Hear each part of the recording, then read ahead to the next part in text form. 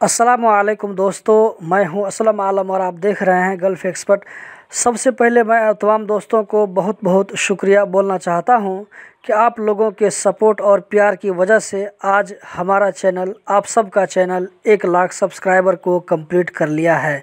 ये हमारे लिए बहुत ही गर्व की बात है।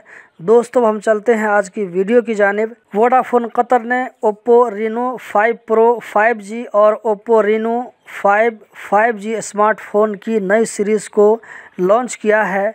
कस्टमर अब इसको प्री ऑर्डर के ज़रिए ख़रीद सकते हैं।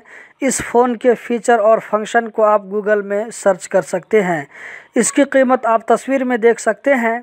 ओप्पो Reno 5 Pro की कीमत 2699 रियाल है, जबकि ओप्पो Reno 5 की कीमत 1999 रियाल शो कर रहा है। हो सकता है कि जब आप इसको चेक करेंगे तो कम या ज़्यादा भी हो सकता है। दोस्तों, आज 19 मार्च है। 20 मार्च से कतर में सैलरी का नया रूल लागू हो जाएगा। अगर आपने वो वीडियो नहीं देखी है तो इस लिंक पर क्लिक करके उस वीडियो को देख सकते हैं, जिसमें मैंने डिटेल से बताया है। हमद जनरल हॉस्पिटल के डॉक्टर यूसुफ अल मुसलमानी ने कहा है कि जो लोग बाहर से कोविड-19 की वैक्सीन लगवाकर कतर आएंगे तो उनके लिए कोई छूट नहीं है।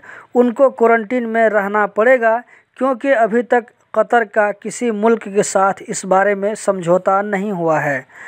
कतर से लंदन के लिए फ़्लाइट को अभी बंद कर दिया है। ब्रिटेन ने कतर को रेड कंट्री में डाल दिया है, इसीलिए यहाँ से डायरेक्ट फ़्लाइट लंदन नहीं जा सकती है।